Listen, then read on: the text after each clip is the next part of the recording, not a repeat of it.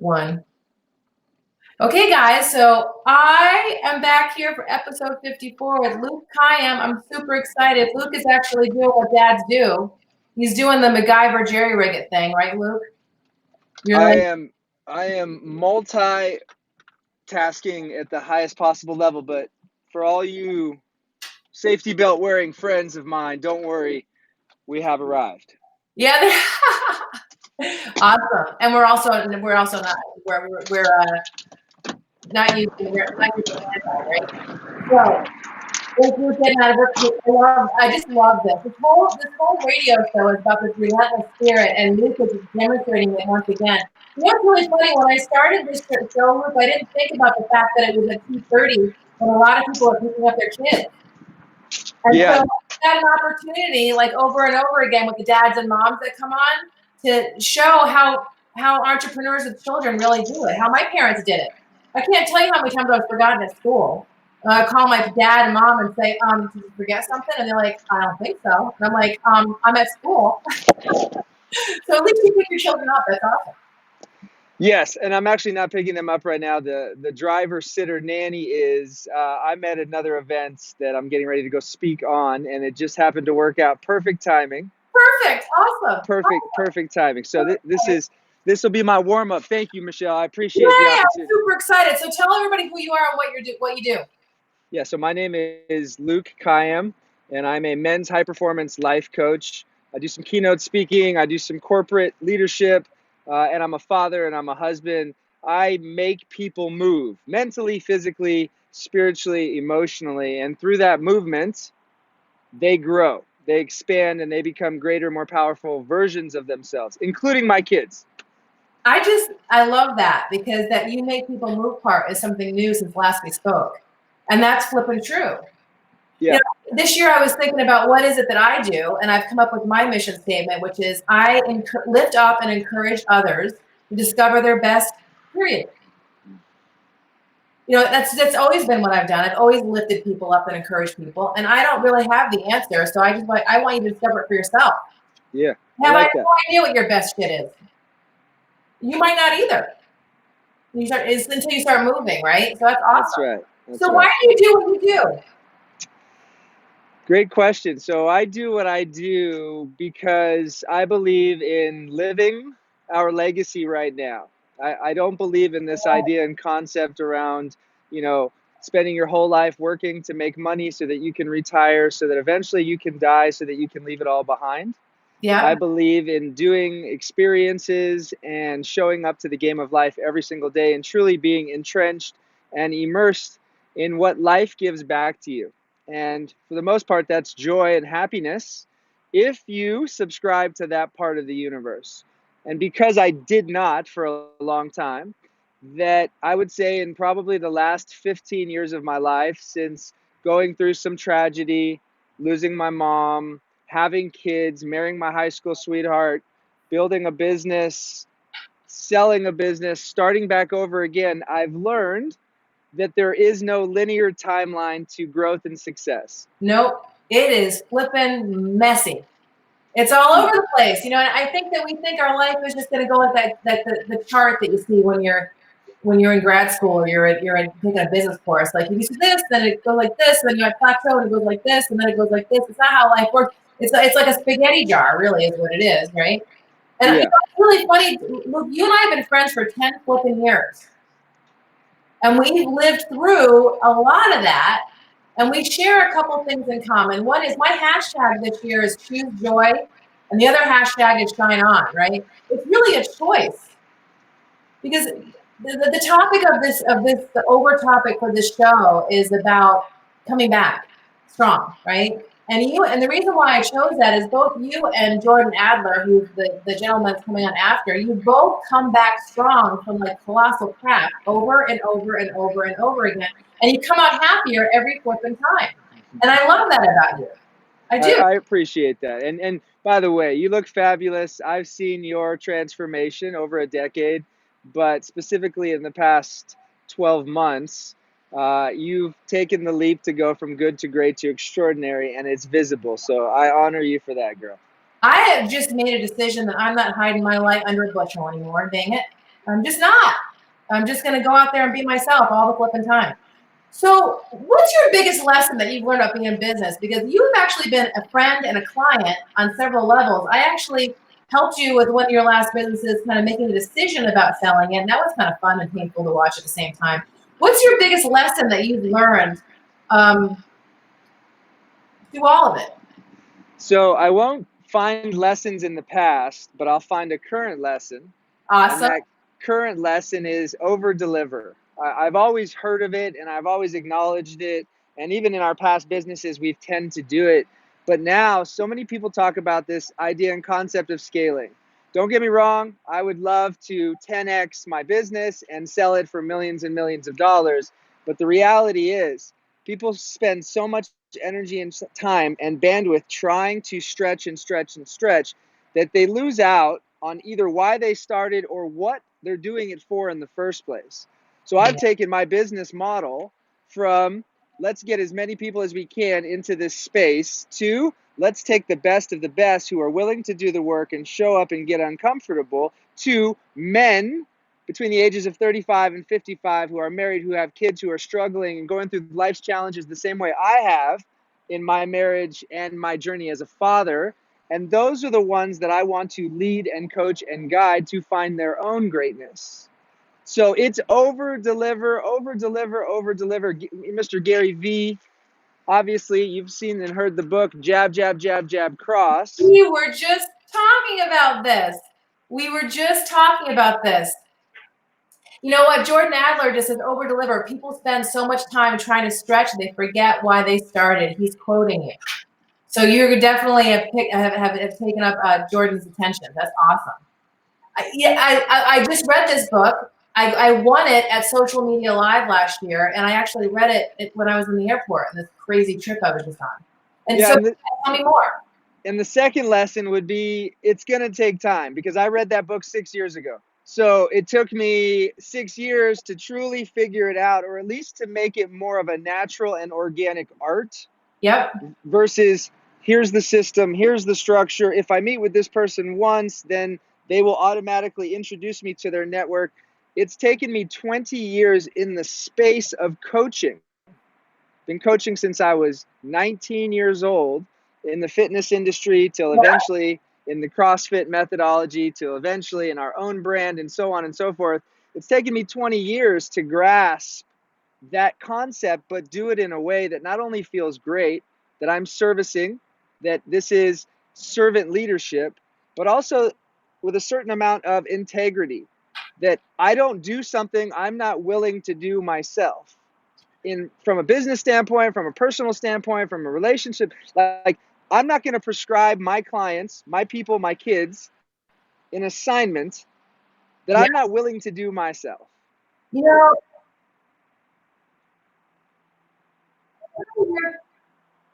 hang on a second. Let me mute. Hang on. Let me remove. Jordan just logged on and he's listening to us. So he was echoing. So I'll come back and get him.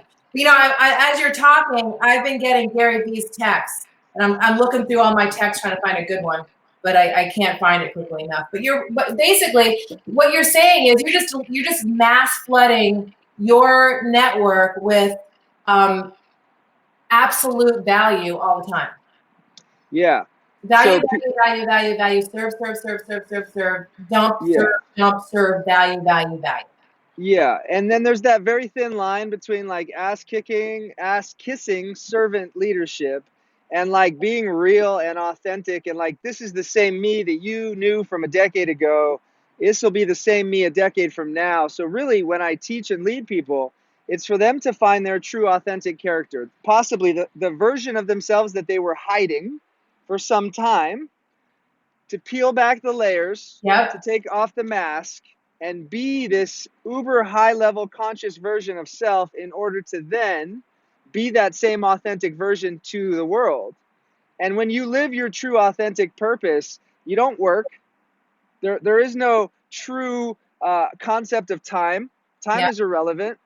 And the results that you're able to produce are unrecognizable to most people who knew you just even a year ago. if you continue to grow. And it's not just serving, but it's serving while serving yourself. And that's That's a exactly big what I piece. just talked about in the first segment, is that I made a decision this year to just to I don't know, start bringing out some things that I had been kind of not bringing out completely, and just reappreciate myself, and to start to share that with people, that process. And that's where Relentless Talk Radio was born, quite frankly. That's absolutely where it's born. We had Derek Keller on a couple weeks ago, and he just said, "Get after it, Luke." He said, "Get after it, Luke Kayyem." So there you go. That's awesome. Yeah. He just said him. So That's, tell me a comeback story, Luke. I really want to hear this comeback story from you, because I'm going to ask Jordan as well, and I want to make sure we have time for it. So tell me about a time when you got knocked in your ass and you came back stronger. well, again, I spend so much time in the now to Love create it. my future that I don't want to go back too far. So I'm going to take you back to this morning. I love that. Good. Awesome. In my makeshift home office, I have some early hour coachings, sometimes 5, 6 a.m., sometimes 4:30 on a Sunday. I got some clients in Vietnam, and I have some clients right down the road. So early mornings are huge for me. I get up to service my clients, to write a proposal, to do some work, to activate myself. And the idea is to get out of the house at 7 so that I can go run, so that I can start training for one of my goals and targets this year, which is to run a 100-mile race. And 100 miles. yeah, Wow. that's it's not written. Well, it is written, but we'll see. So that's the target right now. So as all this happens and I get ready and I start putting my shoes on, my kids have woken up and mom's home. So she's taking care of them, but they want some dad love. And before you know it, I end up making lunches, making some breakfast, hanging out, doing the thing. And then I go back to the proposal. The proposal now takes me more time. The kids are walking out of the house. My daughter has a hurt ankle. She's not feeling well. She doesn't want to go to school. She spilled the water. You name it. And I realize in that moment, You get the dog jumping everywhere. oh man, it was a shit show. I never got to run, which is fine because I train my mind over my running and my miles. Right. But the comeback story is that we have a plan.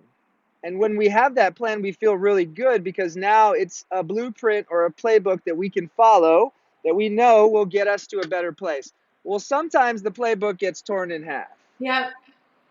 So the shift ball change. yeah. Being able to adapt and overcome is a current daily mindset of mine, because in the past I would say, oh shit, my day's ruined, or oh man, like what am I going to do now?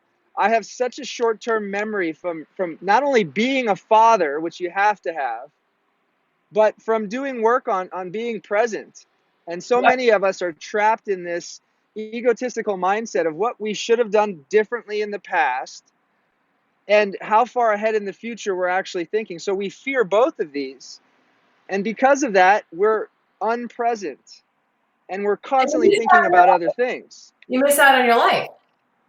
Your life is right now. It's not 10 years from now when you hit the $1 million mark, and it's not behind you. It's right now. There's a saying that says if you have one foot in the past and one foot in the present, or one foot in the past and one foot in the future, then you're pissing on the present, right? 100%. 100%. So I want to make sure we get in a couple more questions. We have about 2 more minutes, and I want you to tell us a little bit about Fathers of the Future. So Fathers of the Future was designed to give men, starting with me, an idea and a visualization and a conversation and a strategy and just some authentic communication between two men. And as I had this conversation this morning with a client, he's like, man, I really love listening to the podcast. It's so real. And, you just tell it like it is. I Googled when I wanted to do this. And again, things take time. I wanted to launch a podcast about 3 years ago. It took me 3 years to actually launch. We launched in August. We've done over 35 episodes. We have some pretty prominent professional sports athletes from MLB and the NFL and the NBA. So it's really great. Fathers. Yeah. We put on the show to have this open, authentic conversation about the real shit that happens, right? This is not Martha Stewart's version, Dr. Oz. Like, this is the shit that really happens. Like, I'm a father, my wife's pregnant, and I'm not having the same type of intimacy that I once had. Like, those are things that men need to talk about so they understand that they're not alone. Yeah, sure.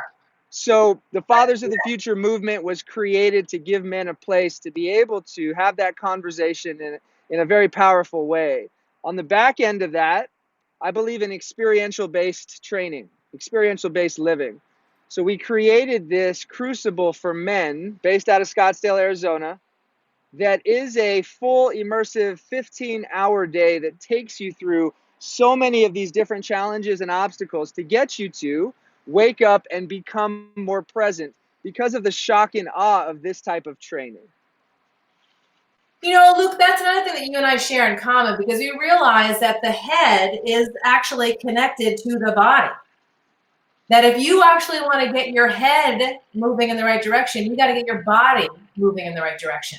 And you got to get physical. And you and I also believe in being flippin' honest and telling the flippin' truth and telling it like it really is, because you and I both share sobriety in common. We know that the alternative is really flippin' dangerous.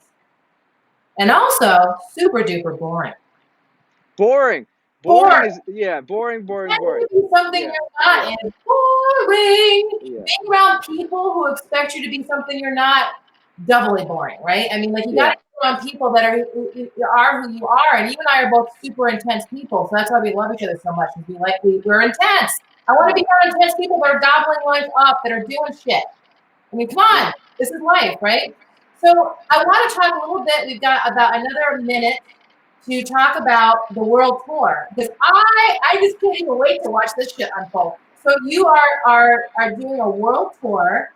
yeah. You're leaving in June, maybe? So when you just mentioned that most people wait, I want to do that in 10 years, we don't live like that. And part of that is from the trauma or scar tissue of my past, of realizing that life is so short. Lost a lot of people from the time I was 5 till I was 25. Yeah. You know, just even a few years ago, I lost my best man on New Year's Day, and I gave the eulogy at his service in front of his 10-year-old daughter. He was 6 years younger than me. So life is so precious. And because of that, my wife and I had a meeting of the minds on my birthday on a lake. And I said, what do you want to do? If we could do anything in this world, what would you want to do? And it started. We would travel the world. And from that, in 2016, we then began to build out what 2020 would look like. So I'm going to break it super short and we'll get out of here. We are going on a world tour. We are selling our home that we've been in for 11 years. We're taking our kids out of school. We are disrupting the discipline and construction and boringness of our life right now before our kids go to high school. So it's a year that we'll take off. We'll start in July. We're going New Zealand, Fiji, Summer Olympics in Japan. We're going to go to Thailand. We're going to go to Greece. We're going to go to the Middle East. I'm going to be doing a Fathers of the Future event in New Zealand in July. We're going to go to Bordeaux in the south of France to visit my uncle. We're going to go possibly to Italy, France, and Spain. And then we're going to come back in January of 2021. And we're going to decide, where do we want to live? What matters most to us now? And what type of true life reality that we have been a part of, to realize that we're not our things. We're not our belongings. We're not our home. We're not our clothes. We're not even our money. We attach to so many things. So this purpose of this Kayyem World Tour 2020 is to live a life of simplicity, of non-attachment, and to be educated by what the world has to offer. I am so super excited for the both of you. Like, absolutely super excited. Najla, I always appreciate when I see Naj, because you know, I love when another strong woman's in the room. And Najla is a strong woman, and I just love that. So I am going to let you go, because I'm going to go scoop up Jordan. I appreciate your time. I love you. I'm so proud of you. And I'm looking forward to seeing everything unfold. Let's stay in touch. I'm going to put the link to your podcast in the body of the comments below this, and you can feel free to do that too. You got it. Love you. Great job. Keep it up. Take care, brother. Bye.